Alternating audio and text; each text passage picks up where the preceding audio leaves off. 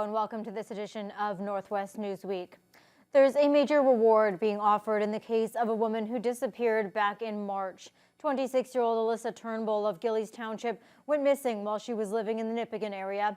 The OPP conducted numerous searches but remained tight-lipped while rumors swirled about the case. On Friday, a $50,000 reward was announced for anyone who can help solve her disappearance. Michael Mohorovic has details. The Ontario government is offering a $50,000 reward for information leading to the arrest and conviction of the person or persons responsible for the disappearance of Alyssa Turnbull. A new plea and a new reward from the OPP to help figure out what happened to 26-year-old Alyssa Turnbull. She was last seen in Nipigon on March 25th and officially reported missing on April 14th. The $50,000 reward issued Friday is part of a new strategy the OPP is using to bring an answer to the mystery of her disappearance. Specific investigations require different approaches. So offering a reward is an investigative technique that has been proven effective over time. And basically it's an alternate way to motivate people to come forward with information that normally wouldn't do so. So sometimes it's the smallest piece of information that has the biggest impact. Our intention in this case to release information is to basically bring those people forward and exhaust all leads to hopefully get a resolution in this case. On April 20th, 6 days after Turnbull was reported missing, there was a large police presence in Nipigon. For that week in April, the police presence remained as police searched neighborhood homes, the marina, and wooded areas. Since that day, the OPP has released almost no information or details about her disappearance. Well, I think like most investigations in small communities, as you can appreciate, the rumors are rampant. And when you're conducting an investigation, especially of this magnitude, you don't want to be releasing any sort of information that could taint it or affect the result or the end result of the investigation. So I think it's not so much tight-lipped, well, it would be tight-lipped, but we have to protect the integrity of the investigation. We asked Golding about any leads or suspects they may have and whether they believe Turnbull is still alive or not. At this time, we can't discuss suspects. Once again, we have to protect the integrity of the investigation, so we're not in a position right now to discuss suspects or if there are any suspects. What I can say at this time is that the OPP and the family are hoping for the best, but preparing for the worst. Turnbull is described as 5'3", weighing 100 pounds, with blue eyes and shoulder-length blonde hair that she may have dyed red or purple. The OPP encourages anybody with information to contact them or Crime Stoppers. Michael Mohorovic, TBT News. Residents in a Sioux Lookout cul-de-sac were forced to evacuate Thursday following what the OPP described as a firearms-related incident. The incident also forced a hold and secure at 2 schools in the immediate vicinity of Birchwood Crescent. The situation was safely resolved later in the afternoon, and so far there has been no indication if charges will be laid. The city of Dryden is once again looking at making the switch from its own municipal police service to the Ontario Provincial Police. A motion was put forth last month by Mayor Greg Wilson to seek another costing, and council has opted to move forward with it. However, as Adam Riley reports, one Dryden councillor is disappointed with the move. It's been 17 months since Dryden City Council voted against making the switch to the OPP from its current local service by a resounding 6-1 vote. However, on Monday, Council voted by that same margin in favor of once again requesting a costing proposal, following a notice of motion from Mayor Greg Wilson in September. Councillor Shane McKinnon, who voted against another costing, believes there are many other things Council could look at that would benefit the community. We're revisiting an issue I think that is going to be a distraction, not only for the police service, the community, but the staff at the city. I think there's more valuable things that we can look at. McKinnon says he is concerned for the future, especially if similar upfront costs to make the switch are presented and the city spends its reserves to do so. He notes the continued clawbacks of government funding and points to some of the spending to counter COVID-19. The prospect of federal and provincial grants drying up are realistic, and we may be in fact on our own for doing just simple things that we need to do to protect our assets. However, others on council felt due to rising costs in other departments and services on top of the pandemic warranted a second look. I believe the times we now live in police costings are going to become a way of life every couple of years, every 3 years. I was part of that last vote, and things do change. The previous costing review took almost 2 years to complete and required staff to collect large amounts of data. However, Wilson is confident that the process won't be as rigorous the second time around. We've already got a lot of the data already. We're already covered there, but we need to update that data. So depending on who the committee picks for as a consultant, that could go faster or slower depending on how much of the existing data they have can be applied to this costing. Wilson says councillors Norm Bush, Martin McKinnon, and Michelle Price, along with CAO Roger Nesbitt and Treasurer Stephen Lansdale Roll, will be part of the committee that will oversee the costing proposal. Adam Riley, TBT News. Test results of samples taken from the Neskantaga water treatment facility are in. The community was evacuated to Thunder Bay after an oily sheen was discovered in its water supply. Troy Charles spoke with the band chief Wednesday to get the latest update. Chief Chris Munias has been busy going back and forth between Neskantaga and Thunder Bay. Last week, he was in his community with officials from Matawa who were gathering samples from the water treatment facility to determine what the oily sheen atop the water was from. Tuesday evening, Munias updated his evacuated members on those test results. We're still under do not consume water advisory, and that the water should not be used for any purpose. And what they did find is still a high level of hydrocarbons, but it's mineral based, mineral oil. So they haven't determined where the source is, where it came from. Munias says workers are currently at the water treatment center trying to locate the source, and a tentative date of November 12th has been set for when the facility could be back up and running. On Twitter this week, Munias was outspoken about some alleged joking comments from Mark Miller, the federal minister of Indigenous Services. They have since spoken on the phone. And I told him, this is not time for jokes. This is not time. This is not a laughing matter. My community people are suffering. They want their water. This is not a joke. We're not happy being here. This is not a shopping trip for my community members.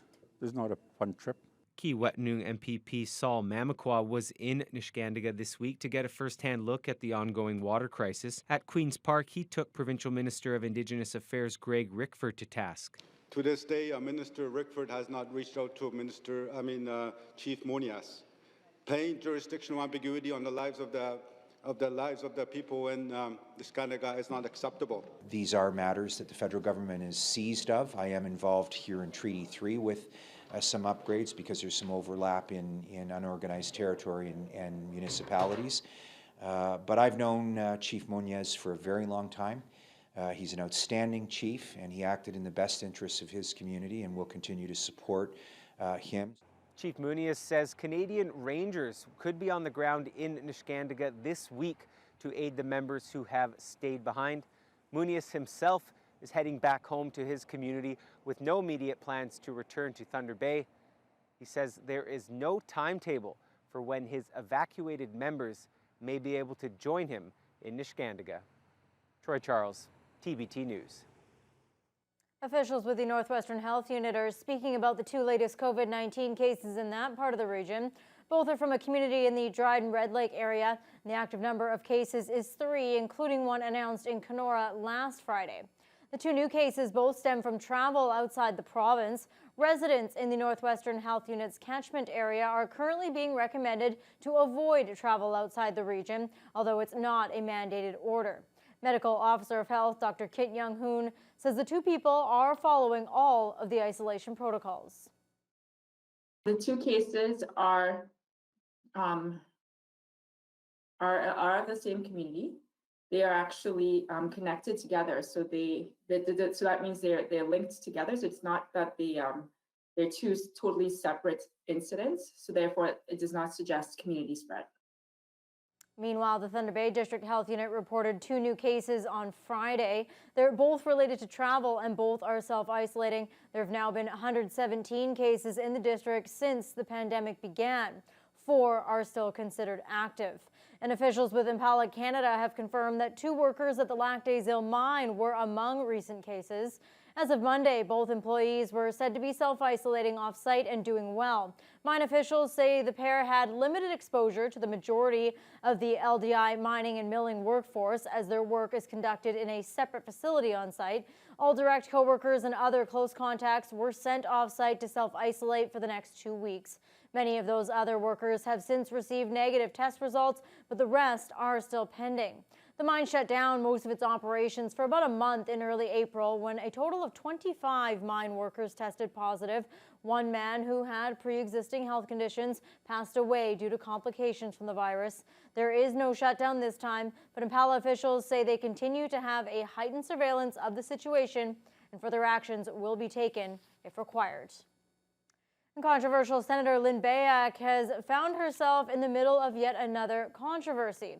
It's been learned that Beyak has made a contribution to the Donald Trump re-election campaign, but foreign donations to political campaigns in the U.S. are illegal.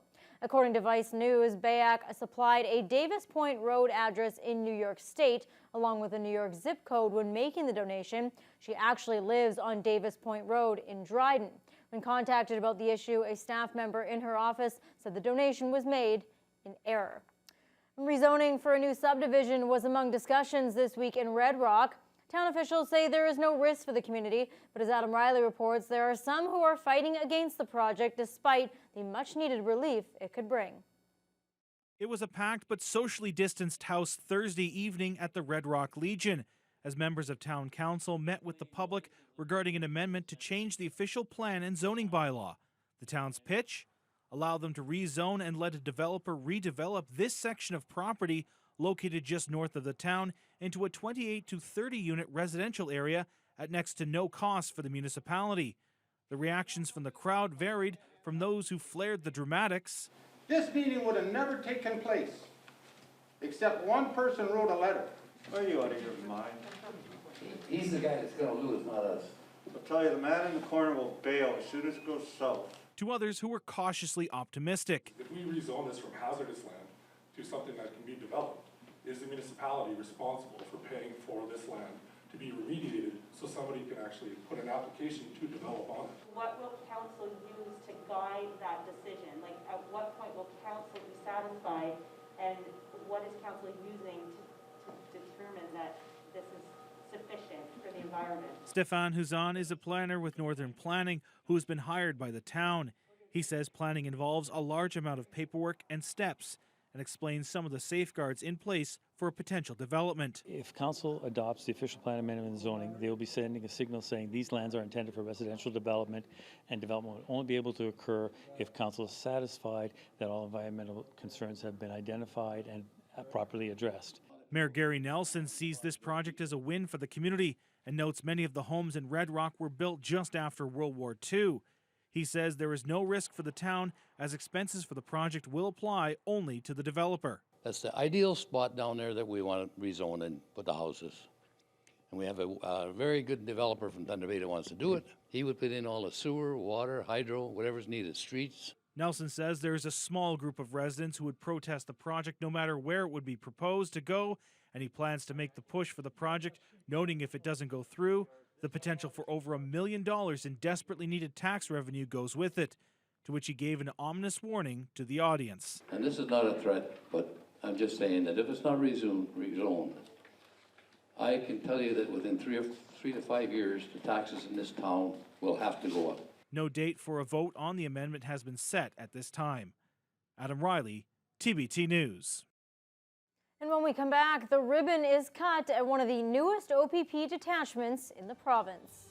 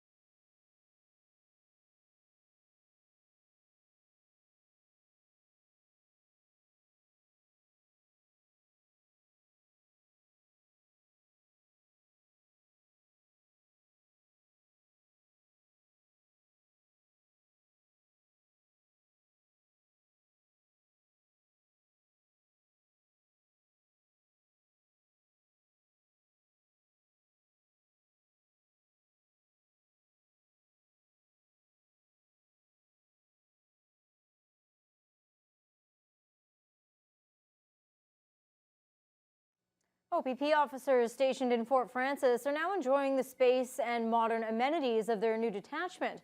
Construction on the project began last year, and despite problems and delays, the detachment was completed ahead of schedule and on budget. Adam Riley has more.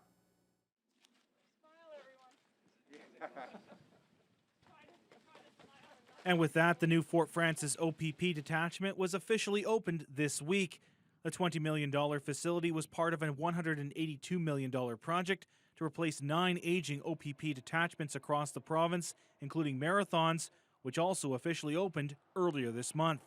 Kenora Rainy River MPP Greg Rickford was on hand for the ceremony and praised the new amenities that were available for the officers stationed at the 19,000 square foot building. The latest infrastructure designed to support ever-changing technology requirements, a secure multi-storage evidence vault, 7 holding cells, and closed-circuit TV cameras and other advanced security features. Rickford, along with Mayor June Call, Councillor John McTaggart, Couchiching First Nation Chief Brian Parole, and OPP Deputy Commissioner for Field Operations Chris Harkins were given a tour of the facility and were able to meet with officers. Harkins says in addition to the increased space and technology, the new detachment will provide a boost for officer morale. When you come to work, you want to come to work and be proud of where you work out of. And to have a facility like this, the space to have, interview rooms, new cells, all the technology, it just brings up the morale because you feel appreciated coming to work every day to have a building like this. Rickford agrees with Harkins and says the detachment for him was a long time coming and considered it a priority. The mayor of Fort Frances and I put it at the top of our list when we were both elected somewhere around the same time. And in just over 18 months, we've had a building here that was built ahead of time and on budget.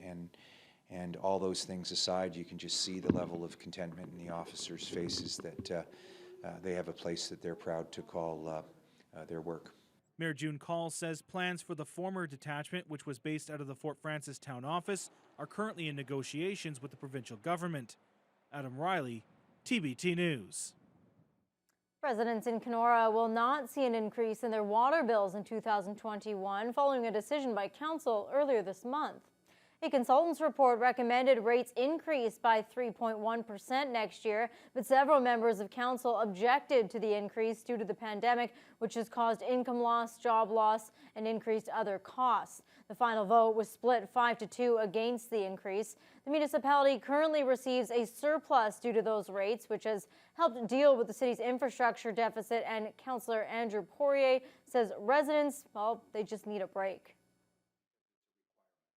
There's been substantial increases over the last 6-7 years, and people needed a bit of breathing room. With that money, though, we've done a lot of very good things in the community. We've done some projects that we thought were on the books to be done in the future, but because of other levels of government funding, we were able to proceed earlier.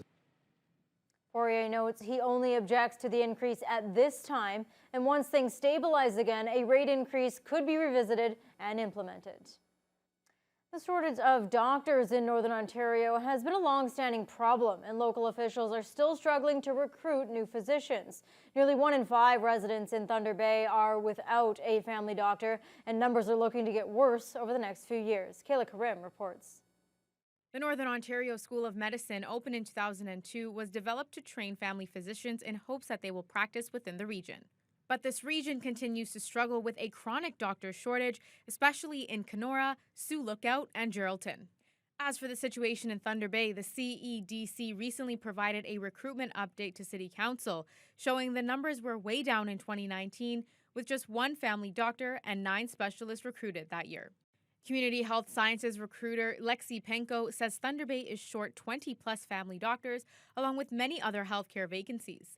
And in the next decade, at least 10 doctors will be retiring, leaving many patients without a family physician.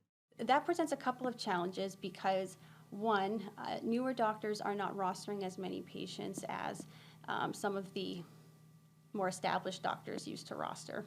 And so whereas a retiring doctor may have had 2,000 or 3,000 patients rostered to them, a lot of newer doctors are only taking on maybe 1,000 patients Based on my observation, I feel like there aren't many newer doctors who take on more than 12 or 1,500 patients. Smaller patient rosters are beneficial in some ways, such as shorter wait times and allowing the doctors to spend more times with their patients. But with fewer patients, the demand for doctors still remains. Penco says for a while, one of the main issues that they've been having with recruitment is the location.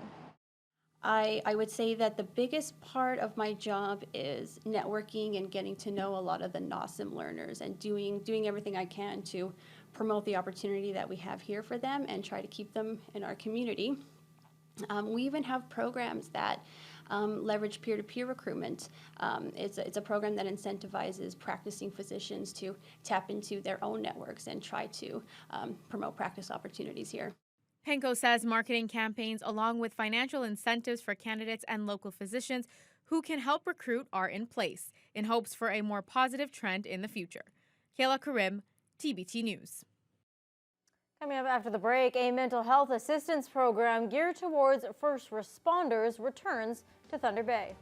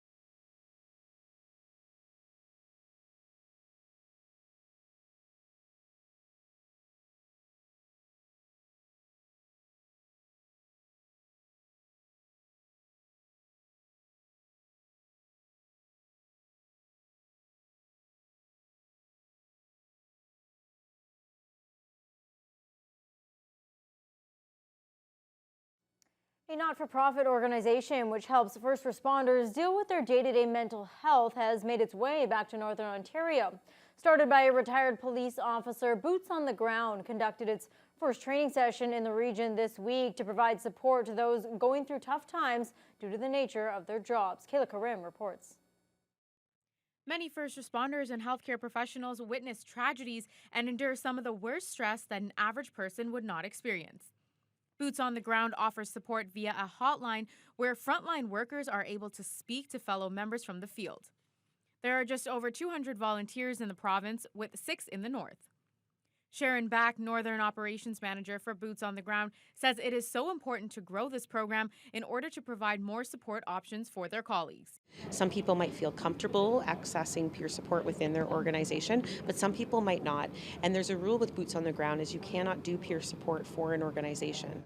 And that's an important thing with mental health and wellness is people need the choice of what they're most comfortable with and who they want to access. Back says although the program was intended for first responders, she has noticed more calls from nurses, court staff, and others who deal with tragic situations on a day-to-day basis, especially during the pandemic. I think COVID has affected the number of calls we've gotten.